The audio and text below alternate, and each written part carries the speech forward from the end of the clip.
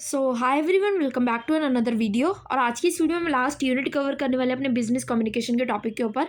That is unit 5 now. See unit 1 2 3 4 5 मतलब 3 और 4 तक तो हम देख ही चुके हैं, जिसमें हमने बिजनेस कम्युनिकेशन के बारे में पढ़ा, majorly effective writing, report writing and unit 4 जो कि आपकी बहुत ज़्यादा इंपॉर्टेंट थी, इसमें हमने ईमेल एटिकेट्स वगैरह के बारे में पढ़ा and IT communication tools, office circulars, इन सब के बारे में पढ़ा। अब हमारे पास है unit 5 now, that is spoken English and oral presentation. So इसका हम टॉपिक देख लेते हैं। सिलेबस हम ऑलरेडी डिस्कस कर चुके हैं, तो अगर आपने सिलेबस डिस्कशन वाली वीडियो नहीं देखी तो वो आप देख सकते हो। बाकी ये सारी जो एक्सप्लेनेशन जो कंटेंट है वो मैं आपको पर्टिकुलर वीडियोस में आपको ऑलरेडी प्रोवाइड कर चुकी हूँ। सो अब हम आ गए यूनिट 5 में, that is spoken English and the oral presentation. इसमें हम सबसे पहले अगर हम देखें, सो जो इफेक्टिव ओरल कम्युनिकेशन जो है ये क्रूशल स्किल है इन बिजनेस वर्ल्ड।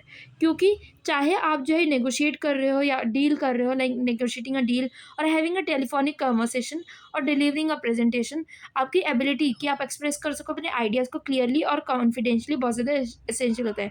तो स्पोकन इंग्लिश और ओरल प्रेजेंटेशन इसलिए इंपॉर्टेंट होती है क्योंकि अगर आप किसी पर्टिकुलर पर्सन को जो है कुछ चीज़ इंग्लिश में समझाने की कोशिश कर रहे हो, बट अगर आपको इंग्लिश इतने अच्छे से नहीं आती है तो वो चीज़ बेनिफिट नहीं करेगी। तो इफेक्टिव नेगोशिएशन करना या फिर elements, process and the general guidelines अगर हम देखें, सो नेगोशिएशन हमारा एक ऐसा प्रोसेस होता है जहाँ पे दो और मोर पार्टीज जो है वो डिफर करती है नीड्स को एंड गोल्स को, और डिस्कस करती है on an issue to reach a mutually beneficial agreement. ये प्ले करती है आपकी significant role is businesses, specially in dealing with clients, partners and the vendors. Then अगर हम बात करें एलिमेंट्स एंड द नेगोशिएशन के बारे में, सो इफेक्टिव नेगोशिएशन जो इन्वॉल्व करती है सेवरल की एलिमेंट्स को। सबसे पहले अगर हम बात करें, दैट इज द प्रिपरेशन। सो क्योंकि सबसे पहले आपको प्रिपेयर तो करने पड़ेगा बिफोर इंश्योरिंग अ नेगोशिएशन। आपको अंडरस्टैंड करने पड़ेंगे अपने गोल्स के बारे में, अदर पार्टी के नीड्स के बारे में, एंड कि क्या पूरा कॉन्टेक्स्ट होने वाला है डिस्कशन का। Know your limits and the alternatives, क्योंकि आपको ये भी पता होना चाहिए कि भाई आपकी लिमिट्स इतनी है और आप इसके नीचे या फिर इसके ऊपर नहीं जा सकते हो।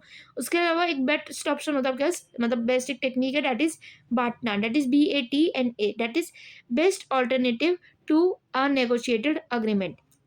Then we have is the communication. Clear and persuasive communication होना बहुत ज़्यादा क्रिटिकल है in expressing needs, presenting arguments and building rapport with the other party. And then you have is the listening. Active listening बहुत ज़्यादा important होती है, तभी आप नेगोशिएट कर सकते हो, आप दूसरे की नीड्स को और उसकी पूरे ग्राउंड लेवल पर जो चीज़ों को समझ पाते हो। Then you is the concession. So be prepare to make concessions but know what you are willing to offer and what you need in return. So concessions वगैरह देना भी कई बार ज़रूरत पड़ जाती है। And then is the agreement. So ultimate goal तो यही होता है कि हम जो एक अग्रीमेंट बनाए ताकि वो सेटिस्फाई कर सके दोनों के इंटरेस्ट को of both the parties. Then we have is the negotiation process. अगर हम बात करें नेगोशिएशन का प्रोसेस क्या रहता है, सो सबसे पहले हमारा होता है नेगोशिएशन जो है वो सेवरल मतलब प्रोसेसेस में ब्रेक डाउन होता है। सबसे पहले होता है प्रिपरेशन। सो गैदर करना सारी इन्फॉर्मेशन को, गोल्स को सेट करना और स्टैब्लिश करना स्ट्रैटेजीज को, ये बहुत ज़्यादा इंपॉर्टेंट होता है। देन होता है हमारा ओपनिंग। सो मेक करना एक इनिशियल ऑफर और स्टेटमेंट को, ताकि वो सेट कर सके आपकी tone for the negotiation. Then discussion. So present करना अपने केस को, लिसन करना एक अदर पार्टी की पोजीशन को भी और एक्सप्लोर करना ऑप्शंस को। Then is bargaining. Work toward the finding a compromise by discussing the trade-offs, concessions and the possible solutions. Then use the closing. So finalise करना एक अग्रीमेंट को, आउटलाइन करना नेक्स्ट स्टेप को, एंड इंश्योर करना कि जो दोनों पार्टीज है वो क्लियर है on the terms. And then use the implementation. So carry out करना अग्रीमेंट को एंड मॉनिटर करना प्रोग्रेस को, ताकि वो इंश्योर कर सके कि दोनों जो पार्टी है वो अपहोल्ड करे अपने कमिटमेंट्स। देन अगर हम बात करें, that is general guidance for effective negotiation. So first of all we have is be clear and specific. So avoid करना एम्बिग्यूटी इन योर रिक्वेस्ट और offers. Then stay calm and the patient. तो आपको rush नहीं करना है इस particular process में, और अलाउ करना है अपना time for the thoughtful discussion and discussion making and decision making. हाँ, and next you have is build rapport. So establish करना एक ट्रस्ट एंड रिस्पेक्ट, ताकि क्रिएट कर सके एक पॉजिटिव एटमॉस्फेयर, ये भी बहुत ज़्यादा इंपॉर्टेंट है। मेंटेन करना फ्लेक्सिबिलिटी को। So be open to the alternatives and willing to adjust your position if necessary. Then we have is aim for a win-win solution. So negotiation should be cooperative, not adversarial, and both parties should feel they have gained something from the agreement. तो ये नहीं होना चाहिए सिर्फ आपका benefit हो रहा है उसका नुकसान हो रहा है, तो ये नहीं होना चाहिए। दोनों तरफ जो है वो एम जो है वो विन विन सॉल्यूशन ही होना चाहिए, यानी एक तरफ विन और लूज वगैरह का चल रहा है। उसके अलावा है टेलीफोनिक कन्वर्सेशन। सो टेलीफोनिक कन्वर्सेशन जो है एक इंटीग्रल पार्ट है हमारे बिजनेस कम्युनिकेशन का। ये अलाउ करते हैं क्विक एक्सचेंजेस ऑफ इन्फॉर्मेशन और ये ऑफन सर्व करते हैं कि as the first point of contact between the individual and the organisation. क्योंकि सबसे पहले आपको ये पता करना होता है कि क्या दूसरे पर्सन को आपकी नीड है या आपको जिस पर्सन की नीड है या नहीं है। उसके बाद ही जो आप चीज़ें को या कन्वर्सेशन को जो है अपनी आगे बढ़ा पाते हो एक पर्टिकुलर बिजनेस में। अगर आप किसी पर्टिकुलर कंपनी को ज्वाइन भी करना चाहते हो, उसमें आप पहले इंटरव्यू देते हो और इंटरव्यू पे पहले आप एक कॉल पे बात करते हो किसी पर्सन से, इंस्टेड ऑफ डायरेक्टली कहीं जगह पहुँच कर हाँ कि चलो भाई मेरे को आज यहाँ पे ज्वाइन करना है, मैं आज से यहाँ पे काम करूँगा। वो तो नहीं होता, पहले आपका इंटरव्यू होता है, कन्वर्सेशन होती है।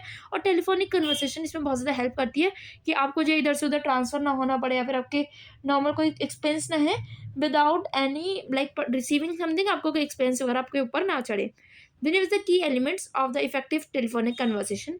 So first of all you have the clear and the concise language होनी चाहिए आपकी। एक्टिव लिसनिंग बहुत ज़्यादा इंपॉर्टेंट है क्योंकि आपके स्पीकर के वर्ड टोन और पेस ये बहुत ज़्यादा अटेंशन या फिर बहुत ज़्यादा इंपॉर्टेंट होते हैं। डू नॉट इंटरप्ट, ये बहुत ज़्यादा इंपॉर्टेंट है कि आपको इंटरप्ट नहीं करना है। एंड यूज़ करना एक पोलाइट एंड प्रोफेशनल टोन को, ये भी इंपॉर्टेंट होता है।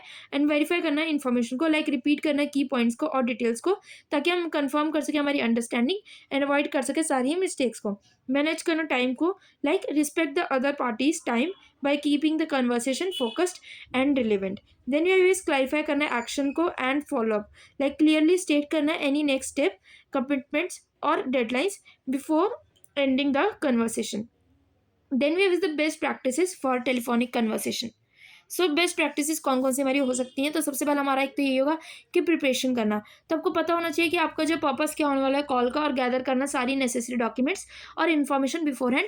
ये नहीं है कि बाद में उस पर्टिकुलर पर्सन ने आपसे कुछ नंबर्स वगैरह डेटा वगैरह पूछा और आपको नहीं पता, तो आप कहोगे कि नहीं नहीं अभी रुक जाए, पहले मैं ढूंढता हूँ, पहले मैं चेक करता हूँ, उसके बाद मैं आपको बताता हूँ। इससे अच्छा आपको बस पहले बिफोर हैंड आपको सारे डॉक्यूमेंट्स वगैरह प्रिपेयर करके रखने चाहिए। Then is proper greeting. तो कन्वर्सेशन जब भी शुरू करें गुड मॉर्निंग, गुड आफ्टरनून या फिर हाय, इससे आपसे बात कर सकते हो कि आपको कन्वर्सेशन किस लेवल पे रखनी है, आपको फ्रेंडली मैनर पे रखना है, आपको फॉर्मल मैनर पे रखनी है, इनफॉर्मल मैनर पे रखनी है, वो सब चीज़ें। देन वी स्टे ऑर्गेनाइज्ड, सारे नोट्स वगैरह लेते चलो, ट्रैक कर सको ताकि आप इंपॉर्टेंट डिटेल्स को during the conversation such as agreements, deadlines और the key points. Then you the end करना प्रोफेशनली। सो कॉल को जो है पोलाइटली बाय के साथ या फिर take care, thanking for the other party, ये सब चीज़ें आप शो कर सकते हो by ending the call professionally. Then you is the conducting and facing interview. So because अब आपका एक पर्टिकुलर जगह पे या फिर आपको एक पर्टिकुलर काम बन गया है, तो आपको चाहिए कि आप जो है दोनों मिल सको एक पर्टिकुलर कन्वर्सेशन के लिए, जो कि जो है आपको लगता है कि कॉल पे इतनी ज़्यादा बात नहीं हो सकती है। तो उसके लिए सबसे पहले कंडक्ट करना है इंटरव्यूज़। एंड एक इंटरव्यूअर के लिए जो है उसके कुछ गोल्स होते हैं, is to elicit useful information from the interviewee while maintaining a professional and respectful environment। तो जो भी पर्टिकुलर पर्सन है जिसको इंटरव्यू लेना है और जिसको इंटरव्यू देना है, तो दोनों को जो कुछ कुछ चीज़ें जानने की ज़रूरत होती है, useful information. Generally I suggest कि जैसे आप कोई कंपनी ज्वाइन कर रहे हो तो उसमें आप पहले पता करो कि कंपनी की वेबसाइट कौन सी है, कंपनी को लिंक्डइन पे चेक करो, कंपनी के बारे में सर्च करो, कंपनी को चेक करो कि एम्बिशन बॉक्स वगैरह आई थिंक बहुत सारी चीज़ें ऐसी वर्क होती हैं जो कि जो आपको बताते हैं कि लोगों का एनवायरनमेंट कैसे है वहाँ पे, एटमॉस्फेयर कैसा है, सैलरी वगैरह क्या रहती है जनरली लोगों के एम्प्लॉयज़ की, वर्क लाइफ बैलेंस है या नहीं है, वो सब चीज़ें आपको पता चल पाती हैं। सो सबसे पहले आपके पास है tips of conducting effective interview. So एक तो प्रिपेयर करना क्वेश्चंस को, और ये जो भी इंटरव्यू ले रहा है उसको पता होना चाहिए उसको किस किस टाइप के क्वेश्चन पूछने हैं, क्या क्या चीज़ें बतानी है अपनी पर्टिकुलर कंपनी के बारे में। स्टैब्लिश करना एक रिपोर्ट, क्योंकि आपको बताना चाहिए कि ये नहीं होनी चाहिए कैजुअल कन्वर्सेशन है, बट एक फ्रेंडली ग्रीटिंग्स होनी चाहिए with the casual conversation.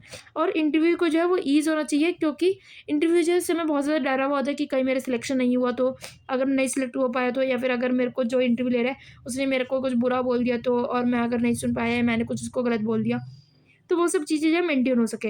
Listen करना एक्टिवली बहुत ज़्यादा इंपॉर्टेंट होता है, ऑब्जेक्टिव आपका होना एक बहुत ज़्यादा ज़रूरी है। और टाइम मैनेजमेंट, ये नहीं है कि आप इंटरव्यू ले रहे हो तो इतना बड़ा इंटरव्यू ले लिया आपने, एक एक घंटे का ले रहे हो, सब कुछ जानना चाहता है उस पर्टिकुलर पर्सन के बारे में। फेसिंग इंटरव्यूज़, जो पर्टिकुलर पर्सन जिसका भी इंटरव्यू होता है, क्योंकि वो एक स्ट्रेसफुल एक्सपीरियंस फेस कर सकते हैं, बट प्रॉपर प्रिपरेशन जो है वो सिग्निफिकेंटली उसका इंप्रूव कर सकती है chance of the success. So tips of facing interview, सबसे पहले आपको रिसर्च करनी चाहिए अपनी ऑर्गेनाइजेशन की, एक इंडिविजुअल को कंडक्ट जो भी आपको इंटरव्यू करने वाला है उसके बारे में आप चेकआउट कर सकते हो, अपने HR के बारे में लिंक्डइन पे सर्च कर सकते हो, उनके बारे में जब आपने कॉल किया था तो आपको पता चल गया होगा किस टाइप से उन्होंने बात करी थी। ये नहीं आपको पहली बार में सब कुछ पता चल जाएगा, बट धीरे धीरे करके लिंक्डइन पे सर्च करो, कंपनी के बारे में सर्च करो, PF के बारे में देखो, देखो पीएफ डिडक्शन होता है नहीं होता, ईएसआईसी के बारे में पता करो। नहीं पता चल रहा तो जिस दिन आप फेस टू फेस इंटरव्यू देने जाओगे उस दिन ये सारे क्वेश्चंस पूछो। ये नहीं है कि जब वो पूछते हैं कि आपके पास क्या आपकी तरफ से कोई क्वेश्चन है तो आप सीधा ना कर देते हो, वो नहीं होना चाहिए। कि पूछो उनसे कि पीएफ कितना डिडक्ट होगा, ईएसआईसी कितना डिडक्ट होगा, सैलरी किस डेट पे आएगी, मंथली सैलरी कितने कितने टाइम में आती है, बोनसेस क्या रहेंगे, हर साल इंक्रीमेंट लेवल क्या रहेगा, उन सब के बारे में पता करो। Then you have to practise your responses. आप अपनी मेजर चीज़ें जो है उसको तो ज़रूर फोकस करो कि like my name is this one, my ages, या फिर एज नहीं भी बताओगे तो कोई दिक्कत नहीं है। My education qualification is like I have completed my honours course from this particular college as a regular student from that of that particular college. या फिर आप डाल सकते हो I am currently doing my post graduation और the diploma और the ITI, something like that. या फिर I am preparing for the exams या तो गवर्नमेंट एग्जाम्स, या कुछ भी आप जो भी आपको लग रहा है कि आपको डालना चाहिए अपने एक रिस्पॉन्सेज को जो है पहले प्रिपेयर करो, उसके बाद प्रैक्टिस करो, उसके प्रेजेंट करो अपने आपको बहुत ज़्यादा वेल लेवल पे। ये नहीं कि नहीं कुछ भी सबसे चले गए, कोई बॉडी लैंग्वेज का इस्तेमाल नहीं है अच्छे से, स्पीच आपकी अच्छी नहीं है, वो सब चीज़ें नहीं होनी चाहिए। केयरफुली लिसन करो क्वेश्चंस को जो कि आपको जो इंटरव्यू दे रहे हैं उस जो पूछ रहे हैं उसको एक क्लैरिफिकेशन लो। अगर आपको कोई चीज़ नहीं समझ आ रही है तो उससे पूछो कि मैम मुझे ये टॉपिक्स तो समझ आ गया बट आप इस पर्टिकुलर सेंटेंस से या आपने जो आपने ये बोला इससे आप क्या मतलब चाहते हो, क्या मैं आपको आप चाहते हो कि मैं आपको उसका किस टाइप का रिस्पॉन्स आप चाहते हो इस पर्टिकुलर क्वेश्चन पे। देन प्रेजेंट करो अपने आप को और बी कंसाइज एंड क्लियर। ये नहीं है कि आप पूरी पूरी स्टोरी बता रहे हो उन्हें। एंड फॉलो अप करो आफ्टर द इंटरव्यू, बहुत ज़्यादा इंपॉर्टेंट होता है क्योंकि कई लोग क्या करते हैं इंटरव्यू तो देकर आ गए, उनको पता ही नहीं होता सिलेक्ट हुए नहीं हुए, उनको लगता है नहीं भाई हम तो सिलेक्ट ही नहीं हुए तो चलो छोड़ो उसको, हम छोड़ देते हैं, आगे हम किसी और इंटरव्यू के लिए तैयारी कर लेंगे। ऐसा कर सकते हो आप, बट येस इससे पहले ना एक बार जो आपका जिसने भी आपका इंटरव्यू लिया था उनको एक मेल डाल दिए, व्हाट्सएप मैसेज डाल दो कि इफ़ आई एम सिलेक्टेड और नॉट, और if I am not selected can I get to know your response for the same so that I can prepare for my future interviews और something. अगर वो response नहीं भी करते तो भी कोई फ़र्क नहीं पड़ता, और अगर वो रिस्पॉन्स करते तो भी कोई फ़र्क नहीं पड़ता। एट द एंड तो आपकी हेल्प हो जाएगी अगर वो रिस्पॉन्स करेंगे, और अगर नहीं भी करेंगे तो क्या ही फ़र्क पड़ जाएगा। देन वी हैव इज कौन-कौन से लाइक जब भी कंडक्ट हो रहे हैं ग्रुप डिस्कशंस वगैरह, like conducting and participating in the group discussion. So business settings में जो है डिस्कशंस ऑफन बनाए जाते हैं कलेक्टिवली बाय ग्रुप और इंडिविजुअल। ग्रुप डिस्कशन जो इन्वॉल्व करते हैं collaboration and the negotiation among the team members ताकि वो रीच कर सके एक कंसेंसस पे। सो कंडक्ट करना ग्रुप डिसीजन मेकिंग वगैरह ये बहुत ज़्यादा इंपॉर्टेंट होता है। लाइक कौन कौन से स्टेप्स हमारे को लेने चाहिए जब भी हम कंडक्ट कर रहे हैं ग्रुप डिसीजन मेकिंग। डिफाइन करना प्रॉब्लम्स को और उसके डिसीजन क्या क्या लिए जा सकते हैं। गैदर करना सारे इनपुट्स को जो कि ग्रुप मेंबर्स ने दिए हैं। देन एनालाइज करना ऑप्शंस को, फॉस्टर करना सारे डिस्कशंस को, एंड डिसीजंस जो है वो बनाना।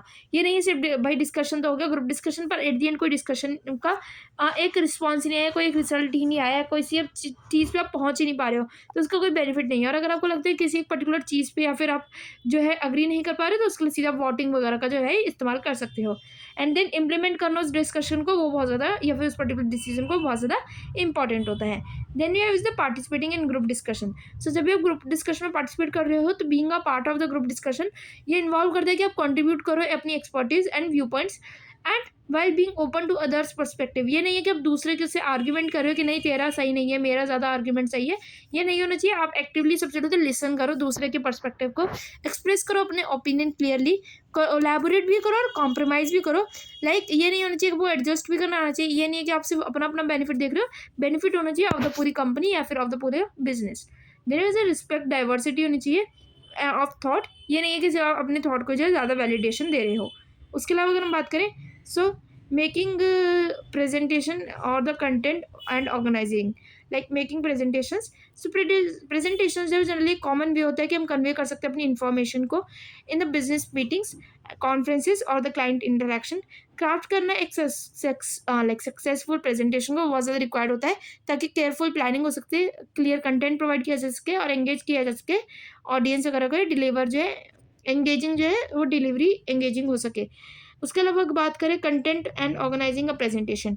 सो सबसे पहले आपका आता है इसमें एक तो इंट्रोडक्शन। सो कौन कौन सी चीज़ें आती है, फर्स्ट इज इंट्रोडक्शन, देन आपका होता है बॉडी। इंट्रोडक्शन में आप अपने बारे में लिखते हो इंट्रोड्यूस योरसेल्फ, देन आप आउटलाइन करते हो purpose and the key points of the presentation. Then body presentation का पूरा एक लॉजिकल सीक्वेंस आप बनाते हो, ब्रेक करते हो सारी इन्फॉर्मेशन को into the sections, each section को focus by focus key ideas और पॉइंट्स के साथ जो है एक्सप्लेन करते हो। Then is the conclusion. So conclusion में आपको समराइज करना होता है अपने की takeaways and conclude करना होता है with a call to action or next step. Then we have is the features of a good presentation.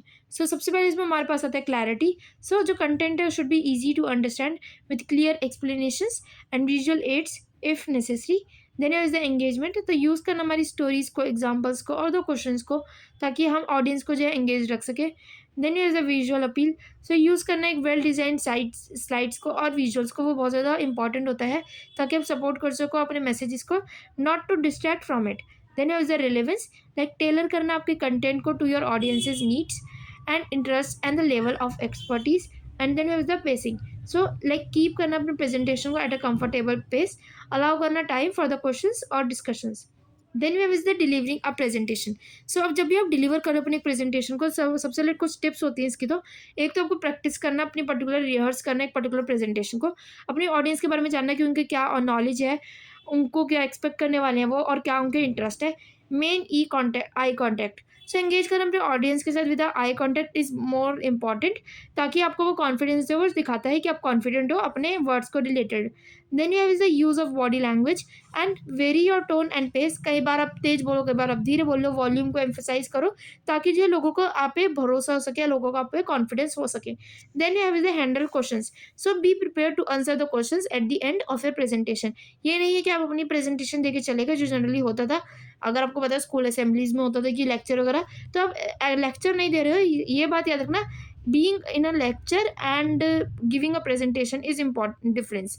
So presentation में होता है कि आप क्वेश्चन वगैरह लोगे, और लेक्चर में होता है कि उसमें हो सकता है आप क्वेश्चन लोगे, हो सकता है आप लेक्चर देकर सीधा चले जाओगे। सो कंक्लूजन में हम ये बोल सकते हैं कि जो स्पोकन इंग्लिश जो है और ओरल प्रेजेंटेशन जो है एक वाइटल और इंपॉर्टेंट रोल प्ले करते हैं हमारे बिजनेस कम्युनिकेशन में। Mastering the art of negotiation, telephonic communication, interviews, group discussion making and presentations, ये इंश्योर करते हैं प्रोफेशनल्स, ताकि वो एंगेज कर सके इन इफेक्टिव इंटरैक्शंस, सारे इन्फॉर्म डिसीजंस पर रह सके और डिलीवर कर सके कंपेलिंग मैसेजेस को। So with this I am ending this video.